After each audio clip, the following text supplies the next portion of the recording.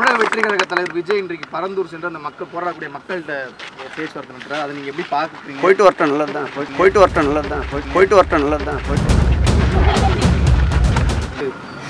குறைவாக பேசியதாகவும் பாஜக ஆட்சிக்கு வந்தால் இந்து சமய அறநிலையத்துறையே இருக்காதுன்னும் பாஜக தலைவர் அண்ணாமலை சொல்லியிருக்காரு. தமிழில் ஒரு பெரிய பழமொழியை சொல்லுவார்கள், அத்தைக்கு மீசை முளைக்கட்டும் என்று. பாரதிய ஜனதா ஆட்சிக்கு வந்தால் தானே அதனுடைய தலைவரே இதுவரையில் தமிழக மண்ணில் நின்ற எந்த தேர்தலிலும் வெற்றி என்ற இலக்கை தொடவில்லை. அவருடைய திருவாயால் தான் கடந்த தேர்தலின் போது பேட்டி அளித்தார்.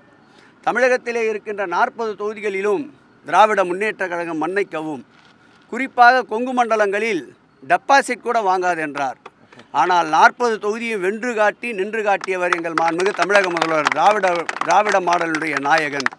இன்றைக்கும் சொல்லுகிறேன், எவ்வளவுதான் அவர் விழுந்து விழுந்து பிறண்டாலும் இது போன்ற ஒன்றுமில்லாத செய்திகளை பெரிதாக ஊதி பெரிதாக்கினாலும் 2026 மக்கள் சம்மட்டி அடி கொடுக்க தயாராக இருந்து கொண்டிருக்கின்றார்கள்.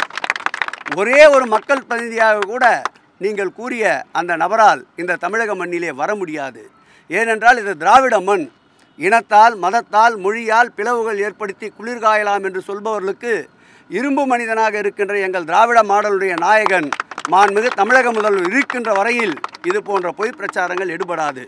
அவர் கூறிய அந்த திருச்செந்தூர் பதிவிலே யாராவது ஒரு நிருபர் எங்களை கேள்வி கேட்டதாக காட்டுங்கள், நேருக்கு நேராக. அதேபோல் யாராவது ஒரு நிருபரை நோக்கி நாங்கள் ஏதாவது கேள்வி கேட்டதை போல் காட்டுங்கள். எங்களுக்குள் நாங்களும் அந்த அமைச்சரும் நாடாளுமன்ற உறுப்பினரும் பேசி கொண்டு வந்ததை விஷுவலாக எடுத்து போட்டிருக்காரே தவிர எப்பொழுதுமே ஆணவத்தோடு செயல்படுகின்றவர் எங்கள் மீது குற்றஞ்சாட்டை சொன்னவர் தான். திராவிட மண் ஒரு விடியலுக்கு பயணத்தை ஏற்படுத்தி தந்த தந்தை பெரியாரை அவர் அவமதிக்கின்றார். பேரறிஞர் அண்ணா தமிழுக்கு அடைக்கலம் தந்தவர், தமிழ்மொழி காத்தவர், நாடாளுமன்றத்தில் தமிழுடைய குரலை வேட்டி கட்டிய ஒரு தமிழன் உயர்த்தி பிடித்தவர் கலைஞர்.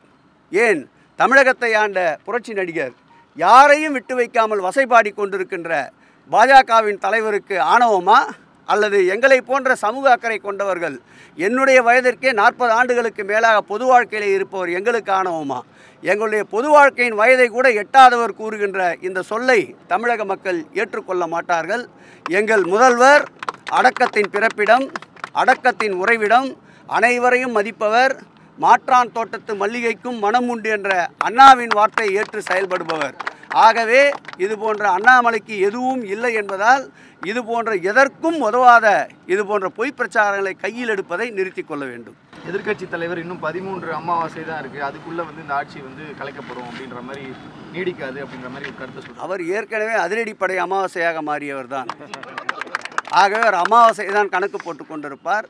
எங்கள் தலைவர், எங்கள் முதல்வர் தமிழக மக்களுடைய நலனை கணக்கிட்டு ஆட்சி நடத்துபவர், ஆட்சி செய்து கொண்டிருப்பவர். கார் உள்ளளவும் கடல் நீர் உள்ளளவும் எங்கள் முதலமைச்சர் அவர்களுடைய அரும்பணிகளால், முதலமைச்சருடைய அரும்பெரும் திட்டங்களால், முதலமைச்சருடைய 24/7 என்ற அளவிலே முழு நேர மக்கள் பணியால் 2026 மட்டுமல்ல 25 ஆண்டு காலம் இந்த திராவிட மண்ணிலே தமிழகத்தினுடைய முதலமைச்சர் என்ற பதவியை எங்கள் முதல்வர் தான் அலங்கரிப்பார் என்பது திண்ணம்.